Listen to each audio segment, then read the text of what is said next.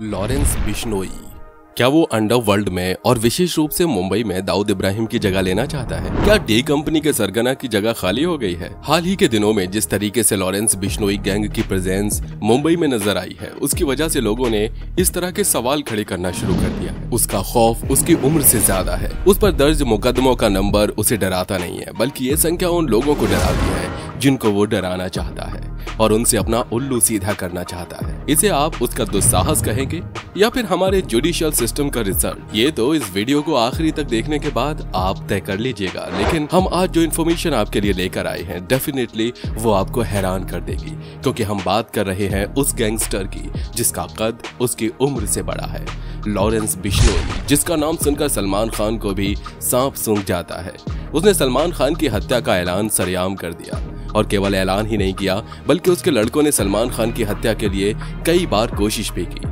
ये घटना 14 अप्रैल साल 2024 के सुबह की है, जब लॉरेंस बिश्नोई के लड़कों ने सीधे सीधे सलमान खान के घर पर फायरिंग कर दी। मोटरसाइकिल पर सवार होकर आए दो लोगों ने बांद्रा स्थित सलमान खान के गैलेक्सी अपार्टमेंट पर 5 राउंड फायरिंग की और वहां से भागने में कामयाब हो गए।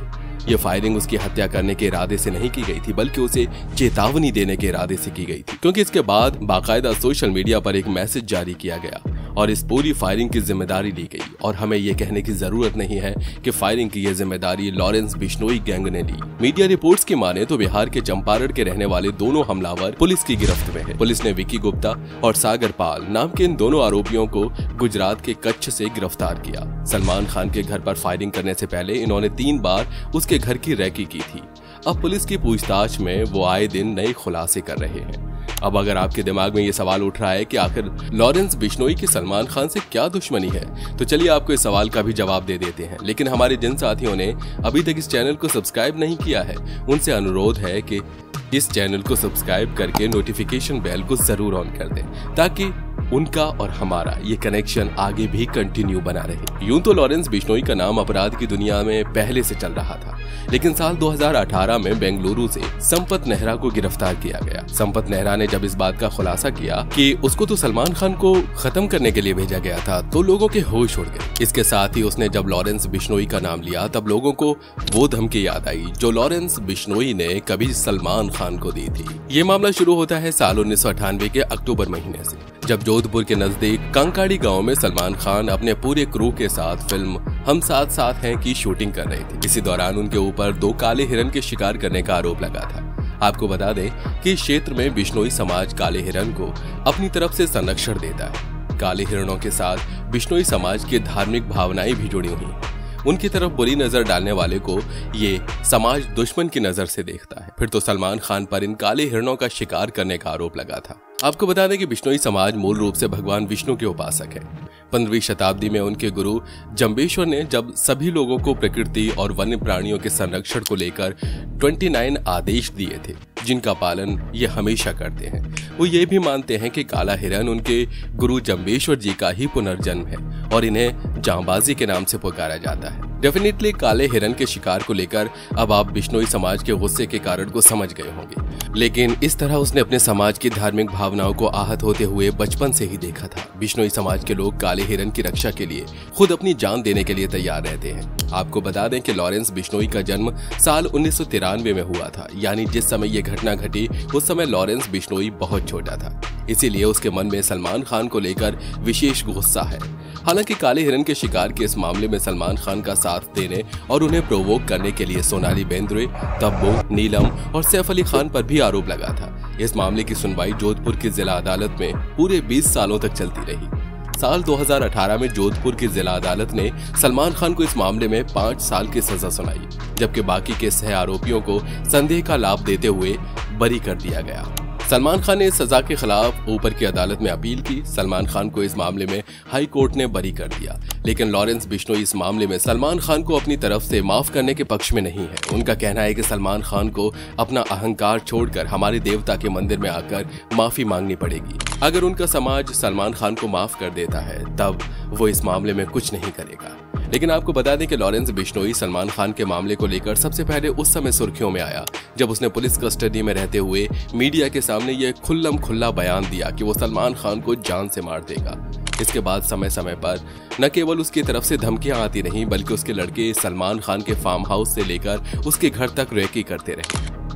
बीते समय में सलमान खान के पिता सलीम खान को एक धमकी भरा पत्र भी मिला था और अभी हाल ही में सलमान खान के घर के भीतर जो फायरिंग हुई है उसने तो सचमुच लॉरेंस बिश्नोई के खौफ की शुरुआत कर दी है। सवाल ये है कि लॉरेंस बिश्नोई की तरफ से ये तमाम कार्रवाई मुंबई में ही क्यों हो रही है। इस मामले में सिक्योरिटी एजेंसियों का कुछ और ही सोचना है। ये माना कि लॉरेंस बिश्नोई ने अपने रिलीजियस बिलीफ के चलते सलमान खान से काले हिरन के शिकार को लेकर बदला लेना चाहता है। ये भी माना जा सकता है कि सलमान खान के घर पर धमकी भरा पत्र भिजवाकर और फायरिंग करवाकर वो सलमान खान को इस बात का एहसास कराना चाहता है कि वो चाहे कितनी भी सिक्योरिटी में रह लें, लॉरेंस बिश्नोई जब चाहे उसे जान से मार सकता है। लेकिन सबसे इंपॉर्टेंट रीजन ये है कि कहीं ना कहीं मुंबई अंडरवर्ल्ड में दाऊद इब्राहिम की पकड़ कमजोर पड़ रही है। मुंबई बड़े बड़े व्यापारियों और पैसे वालों का शहर है। अगर वहां पर लॉरेंस बिश्नोई ने अपनी दहशत जमा ली तो डेफिनेटली वहां के बिजनेसमैन से वो अच्छी खासी रकम वसूल कर सकता है। हो सकता है कि लॉरेंस बिश्नोई एक बार फिर मुंबई को अंडरवर्ल्ड के 90 के दशक वाले समय में ले जाना चाहता हो, फिल्म प्रोड्यूसर्स और डायरेक्टर्स से फिरौती वसूलना चाहता हो। मुंबई में कई मल्टीनेशनल कंपनियां हैं, देश की आर्थिक राजधानी है। डेफिनेटली अगर इस पर लॉरेंस बिश्नोई की दहशत का सिक्का चल गया तो वो और भी ज्यादा खतरनाक और बड़ा हो जाएगा। सलमान खान जैसे बड़े स्टार को टारगेट करने का मतलब भी यही है कि अगर उसके आगे सलमान खान जैसी बड़ी हस्ती झुक जाएगी तो आगे चलकर वो पूरे बॉलीवुड और मुंबई के किसी भी बड़े से बड़े व्यक्ति को अपने आगे झुकाने की ताकत रख सकता है। यही वजह है कि वो सलमान खान को माफी मांगने के लिए मजबूर कर रहा है। जहां तक एक तरफ सलमान खान के खिलाफ कोर्ट की कार्रवाई चल रही है तो वहीं दूसरी तरफ अगर सलमान खान लॉरेंस बिश्नोई के डर से बिश्नोई समाज के मंदिर में जाकर सार्वजनिक रूप से माफी मांग लेता है तो यह लॉरेंस बिश्नोई के डर की बड़ी जीत होगी। सलमान खान ने अपनी फिल्मों के जरिए पब्लिक के मन में जो दबंग स्टार की छवि बनाई है वो पूरी तरह से मिट्टी में मिल जाएगी। सलमान खान के घर पर फायरिंग करने के बाद लॉरेंस बिश्नोई गैंग की तरफ से जो कबूलनामा और सोशल मीडिया पर जारी किया गया है उसके आखिरी में दाऊद इब्राहिम का भी नाम लिया गया है। इसमें साफ साफ लिखा है कि हमने दाऊद और छोटा शकील नाम के 2 कुत्ते पाल रखे हैं। इसका मतलब तो साफ है कि लॉरेंस बिश्नोई मुंबई पर दाऊद इब्राहिम की हुकूमत को सीधे सीधे चुनौती दे रहा है। वो उसे कुछ नहीं मानता और खुद मुंबई पर राज करना चाहता है। वैसे आप इस बारे में क्या सोचते हैं? क्या सचमुच लॉरेंस बिश्नोई मुंबई में दाऊद इब्राहिम की जगह लेना चाहता है? और इस बात में कितना दम है कि लॉरेंस बिश्नोई मुंबई में दाऊद इब्राहिम को रिप्लेस कर सकता है? अपना जवाब हमें कमेंट बॉक्स में लिखकर जरूर बताइएगा। अब एक सवाल यह भी उठता है कि सलमान खान जैसे सुपरस्टार सेलिब्रिटी के लिए लॉरेंस बिश्नोई की धमकी क्या मायने रखती है? तो आपको बता दें कि लॉरेंस बिश्नोई को हल्के में कतई नहीं लिया जा सकता है। 12 फरवरी साल 1993 को पंजाब के फिरोजपुर में लॉरेंस बिश्नोई का जन्म हुआ था। लॉरेंस के पिता हरियाणा पुलिस में कांस्टेबल के पद पर काम करते थे। हालांकि साल 1997 में उन्होंने पुलिस की नौकरी छोड़कर अपने आप को पूरी तरह से खेती किसानी में लगा दिया। लॉरेंस बिश्नोई की स्टार्टिंग स्कूल एजुकेशन अबोहर में हुई। साल 2010 में उन्होंने वहां से 12वीं की कक्षा पास की थी। आगे चलकर हायर एजुकेशन के लिए लॉरेंस बिश्नोई चंडीगढ़ चले गए, जहां उन्होंने डीएवी कॉलेज में एडमिशन लिया और पंजाब यूनिवर्सिटी से पढ़ाई करने लगे। इसी एजुकेशन के दौरान वो स्टूडेंट पॉलिटिक्स से भी जुड़ा। साल 2010 से 2012 के बीच में स्टूडेंट पॉलिटिक्स से रिलेटेड लॉरेंस बिश्नोई के ऊपर हत्या के प्रयास और दूसरे अन्य मामले दर्ज किए गए। लेकिन ये तो लॉरेंस बिश्नोई के क्राइम करियर की शुरुआत थी। चंडीगढ़ की छात्र राजनीति के दौरान स्टूडेंट यूनियन के चुनाव में लॉरेंस बिश्नोई का इंटरेस्ट बढ़ने लगा। इसी दौरान वो दूसरे आपराधिक गिरोह के संपर्क में आया और उस पर आपराधिक गतिविधि पर संकट होने का आरोप भी लगा। इस दौरान उस पर कुल 7 एफआईआर दर्ज हुई, जिनमें से 4 में उसे बरी कर दिया गया।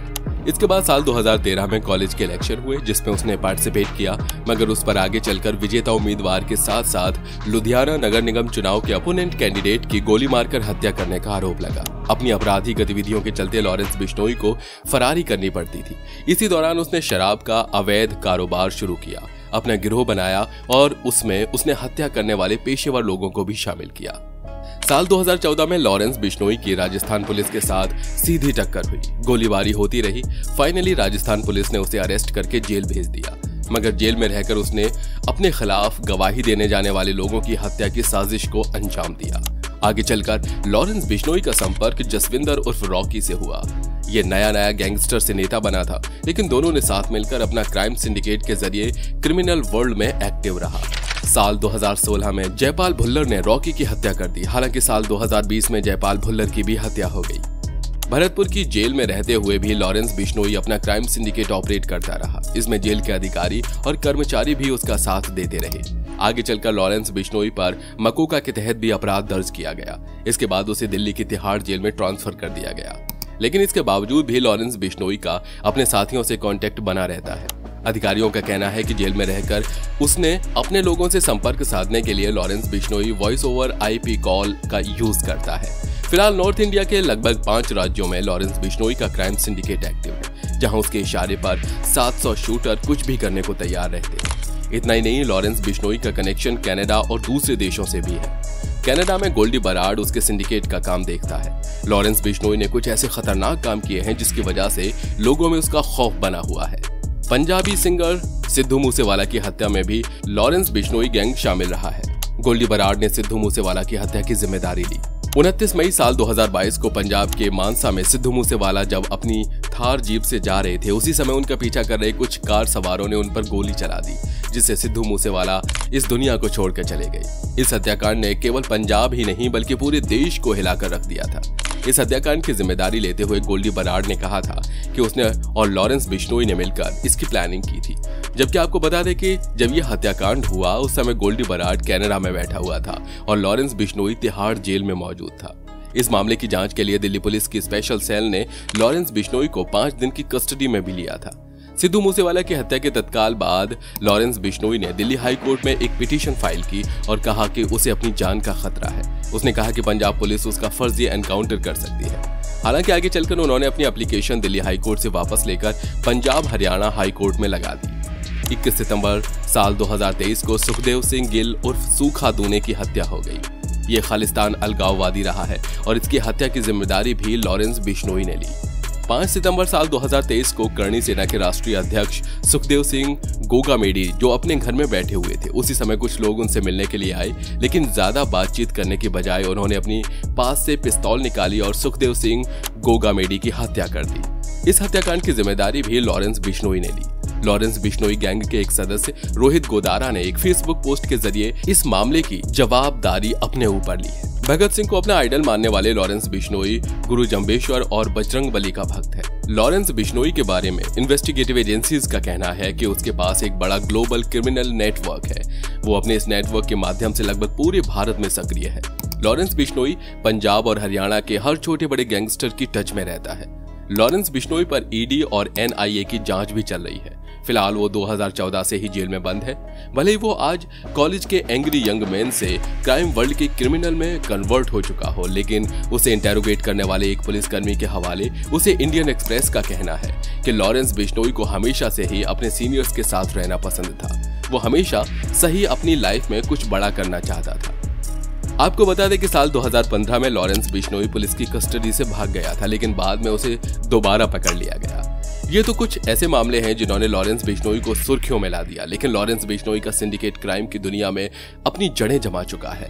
इस पर दर्ज मुकदमों की सूची लंबी है, लेकिन इन तमाम घटनाक्रम से ये तो समझ में आता है कि लॉरेंस बिश्नोई को हल्के में लेना और उसकी धमकी को नजरअंदाज कर देना उसके शिकार के लिए भारी पड़ सकता है। आज की तारीख में लॉरेंस बिश्नोई एक खतरनाक गैंगस्टर है जिसने नेशनल और इंटरनेशनल लेवल पर अपने क्राइम का एक बड़ा नेटवर्क तैयार कर रखा है। इस लाइन में उसकी एम्बिशन और एज काफी हाई है।